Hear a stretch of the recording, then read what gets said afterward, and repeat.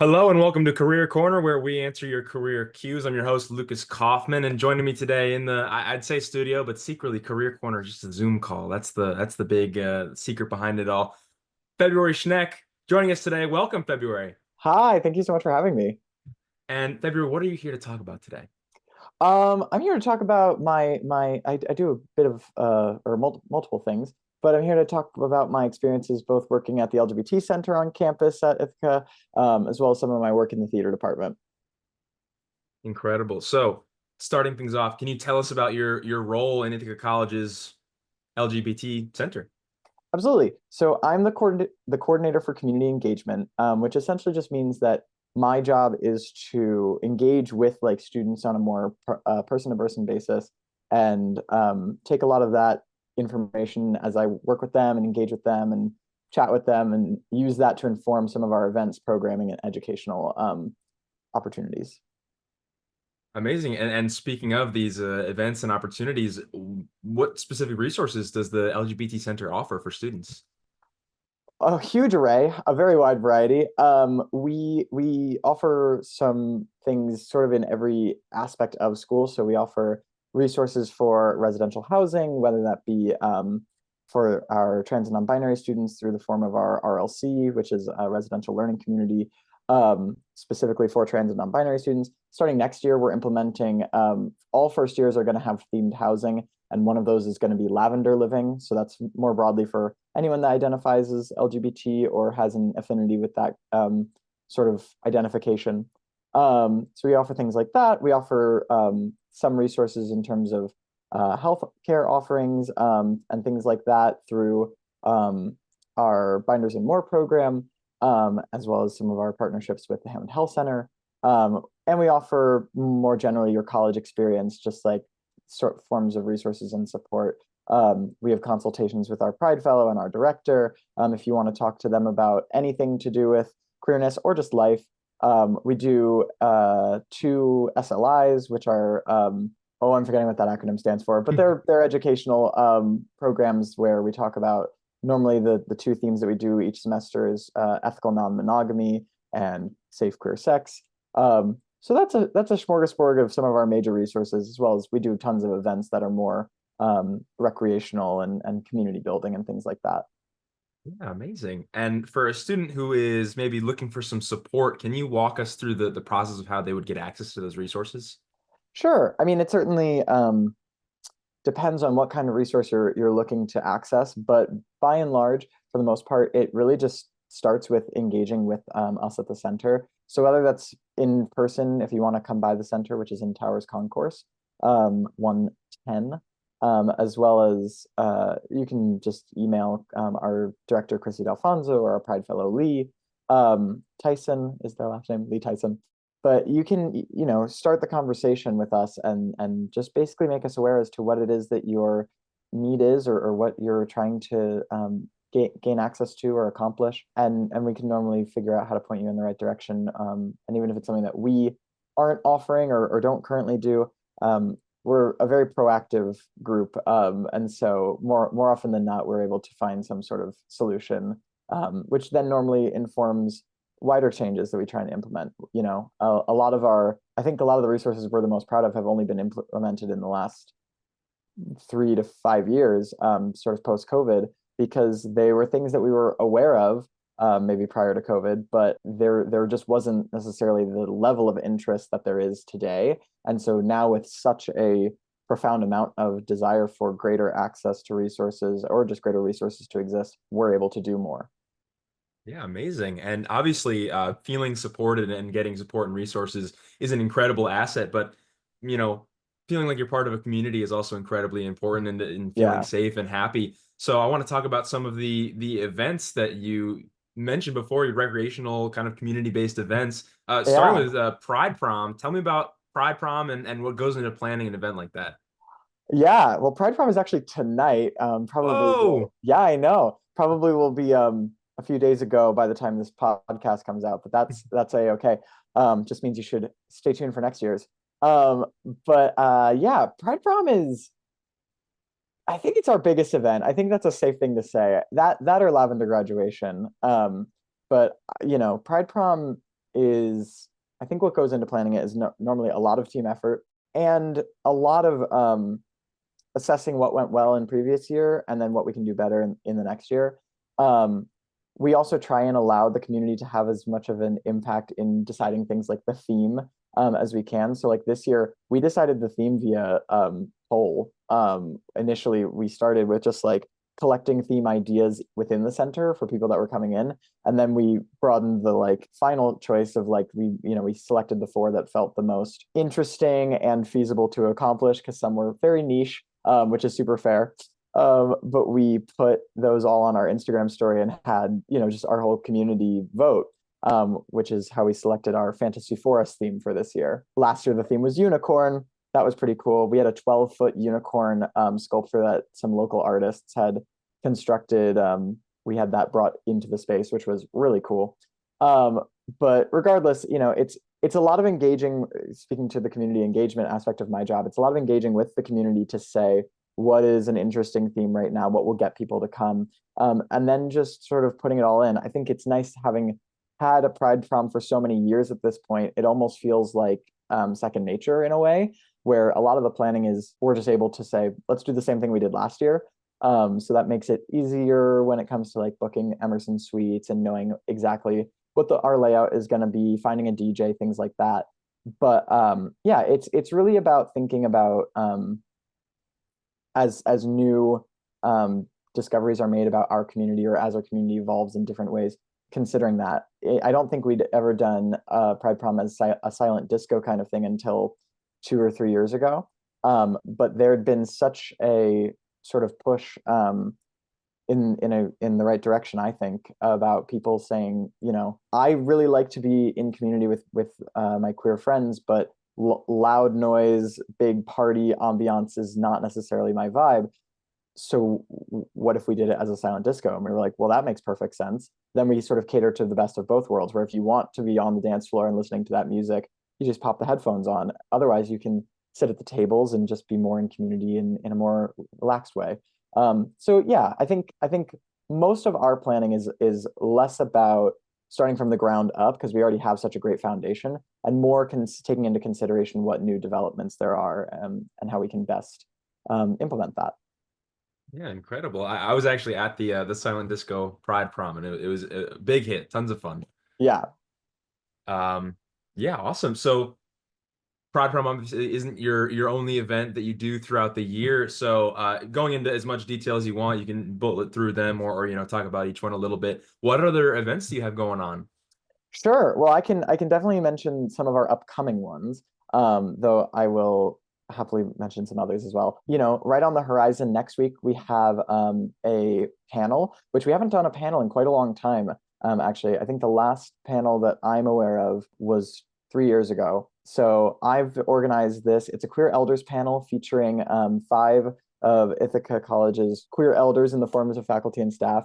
Those are President Cornish, director of the LGBT Center, Chrissy D'Alfonso, Director of the Office of Religious and Spiritual Life, Lauren Kelly Benson, Luca Maurer, the Dean of Equity, Inclusion, and Belonging for Students, and Professor of Dance, Daniel Gortzman. So really exciting event. I've been working on that all semester, and I'm really excited about it. Then we've got Queer Fam Feast, which is our end of semester sort of gathering where we all get together and have dinner at the LGBT Center. So that's really exciting. Lavender graduation, as I mentioned, for the seniors. And then previously in the semester, we've done it's been a busy semester. We just last week had our second annual Trans Day of Visibility art exhibition, which I curated. That was really fun. I was really pleased with that event. It was really cool, and I've been really enjoying the fact that it's become an annual tradition.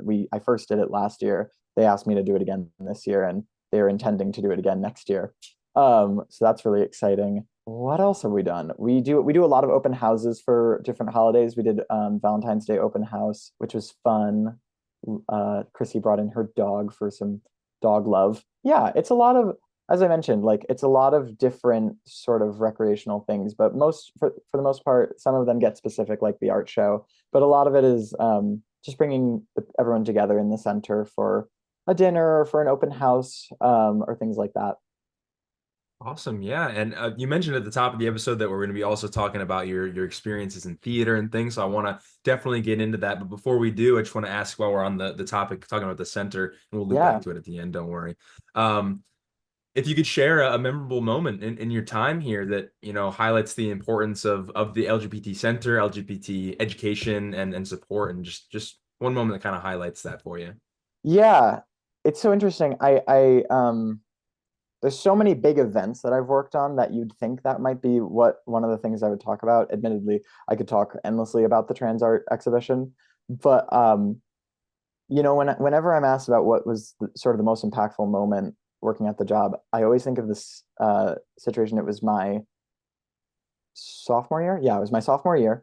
And a prospective student who identifies as trans was coming by to see the center with their parent, and it was really just this thing of they were leaning towards Ithaca College, but they weren't so sure about everything because their trans identity was something that they were very proud of course, but was a major consideration when picking a college because they wanted to make sure they were going to a school where they would be safe and able to flourish. And I remember the parent was like, I'm going to talk to the director of the center and ask a lot of my big, broad, important safety questions. Why don't you talk to February and just like you guys can get on the same page about what student life is like for trans non-binary students. And I was talking to this human and they were just so sweet and so kind, but clearly really nervous about college and really nervous about all of it. And it was a really sweet moment just because I was able to sort of help quell some of their fears and trepidations. And they did wind up enrolling, and we're very good friends now. And I've just watched them grow and flourish and become this incredibly confident, incredibly powerful human. And I adore them tremendously. And yeah, it's a very impactful moment that sort of continues to reverberate as I watch them grow into themselves and just do amazing, awesome things. Yeah, that's amazing. A lot of the times with working in centers like where you're working, you can do your best to make an impact on the community, but it's great to be able to see that like literally happening on the individual level. So that's Yeah, amazing. Thank you for sharing that. and it's a great form of I think validation of the fact that we have been ranked so highly as the number one college for queer students. Because I think that sometimes when students or prospective students see that, there is a question of, well, how do you possibly quantify that? Which I think is fair, a fair question to ask. But I think it's stories like that that really put into perspective the fact that students do come here with that as a point of sort of maybe nervousness. But yeah, I think we do a pretty good job of actually holding space for that and reaching the level of being able to say we are the number one college for queer students. Incredible, incredible. So as we've already mentioned, you're in the Dillingham School. I've got in my notes here, playwright, director, and producer. That is correct. Incredible. All the titles across the board. There's probably more that you could slap on there as well. There's so much to do in theater, and I know theater majors tend to do a lot of everything. I have been known to build a puppet or two. Yes. Oh my gosh, one of my best friends from home is a puppet minor at Oh, UConn. amazing. Yeah. Wow, that's a good program. Yeah, yeah. I got to see one of the shows. It was cool. But back to you here. Um, how do you see storytelling as a tool for LGBT education and representation? I think storytelling is everything. Oh man. Okay. So both as a queer person, but also I'm going to bring another one of my identities into this. As I'm a Jewish person, I think storytelling is quintessential to education and just human existence. We learn through storytelling. Even history is storytelling. Sitting in your history class, or what have you. And so I think that to me, what is so wonderful about being a theater maker and a queer person and sort of getting to merge those things together is that there are queer people, like many marginalized communities, have had their stories either suppressed or usurped and sort of mischaracterized or misappropriated in various ways. And so I find tremendous joy in getting to tell queer stories from my own point of view, and also for using my position as a producer and a director to amplify other queer voices. from their perspectives, because there certainly is a huge array of different identities within the queer community that I don't necessarily speak to. And so being able to not only tell my stories and share that, especially for younger people, I have a huge interest in working for like theater and television for young audiences, educational stuff like that. But it's also such a joy to be able to then to pay that forward by helping someone else have their voice heard. One of the many things I've done in Dillingham was we have recently implemented a student directing program called the Dillingham Spotlight Series, which I implemented along with some other students last spring. And I've been able to watch, I got to do a show with Spotlight last year, but then just recently we did a play called Woke Frankenstein, which was written by a trans playwright and then directed by two trans people, and was, if you can't tell by the title, very much talking about topics of queerness and transness. And it was amazing and it was hilarious. And it was so wonderful to see like this program that I had been a part of building be able to create a platform for all these queer artists to tell that story. So yeah, I think storytelling is everything. Incredible. And you already mentioned this in that answer, talking about working with, theater and television for younger audiences. But how can these creative mediums in these spaces with younger folks be used to create a more inclusive and understanding narrative about the queer experience? Maybe this sounds like a silly answer, but the same way it always has. I mean, I think that there's a reason that queer people have a tendency to see themselves in animated characters, in puppetry, in various sort of forms that are considered for kids, which is its own separate discussion. But I think that so much of what mediums that and stories that are meant to target a child audience do already is just on a very basic core level teach kids about how to exist in the world and how to be kind to each other, which I love. I think that's one of the best things that we can do with art is to try and influence children. If it's not obvious from my shirt, the Muppets and Sesame Street and sort of that whole smorgasbord of characters is highly influential to the work that I want to do and what I find exciting. And I think that what is important now, and I think we are seeing it reflected, or at least we were up until maybe this year, is that it just needs to get to the level where we can be a little more explicit about it, because so much of that storytelling and those narratives are or have historically been done through the metaphor, through sort of allusion to people who are different from you without specifically naming what that means and who those people are. And I think that kids are smart enough and able enough to handle that.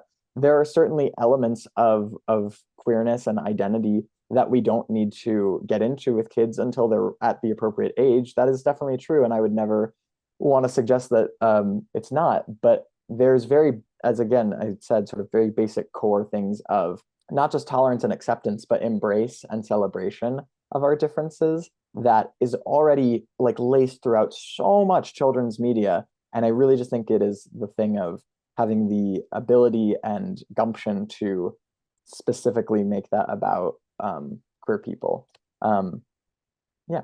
Amazing. And now, as we approach the end of our time here, we're not quite there yet. We've got a little bit of room to wiggle, Cool. but that we're closing in on the last couple of questions. So you mentioned something in there about what you want to do in the future, and I wanted to ask you what are your hopes for the future of the LGBT support and the center here on campus? What do you see for the years to come? Honestly, all I see is just continued growth and expansion. I mean, getting into some statistics for a moment, like we are exponentially becoming a queerer and queerer campus, both in the student body and in faculty and staff. This previous year's group of first years, I believe, I don't know the exact statistic, but it was over 60% of them in their entry identified as LGBTQ plus in some way, shape, or form. That's a lot. That is, especially compared to other schools, like it's kind of incomparable. And so the need is great. And currently it is a two-person office with one director, a Pride Fellow, and then there are four student staff members. So I guess 6-person in that regard, but two full-time staff members that are theoretically meant to be catering to all that need. So I just see tremendous growth. I see, the partnerships that we are doing are already tremendous, and I think that those will continue and blossom and grow, as I think really truly every aspect of campus life in some way, shape, or form benefits from having our support, and likewise we benefit from having their support. So I see tremendous growth in those regards, and I think I see more and more that I think what up until recently was this sort of thing where marginalized identities naturally, I think, tend to carve out their own spaces for them to exist in individually. I think what is kind of wonderful is that because there's such a wide variety of identities within the queer community, certainly, yes, there are spaces in which it is specifically to the queer community at large. But I think what's going to be cool, and that I'm hopeful for, is that more specific identities within that community will be able to engage with each other, find each other, and form their own forms of affinity groups, whether that's through clubs or events that we host, things like that. I know that there's been certainly stuff like that happening with our trans and non-binary students, specifically wanting to find spaces for just them, in addition to spaces with their cis friends, of course. It is both. It's not one or the other. But I think that's so cool, and I think that yeah, being able to more and more engage with people that can share your experience and people that can provide more perspective is nice. And I think that I see a lot of that in the future. Amazing. Incredible vision for the future. Well, thank you. So yeah, obviously Ithaca College was voted the number one in the country for what is the exact like title of the number one? What's the like the I believe official? the exact title is, or the exact like wording is, number one best college for LGBTQ plus students in America.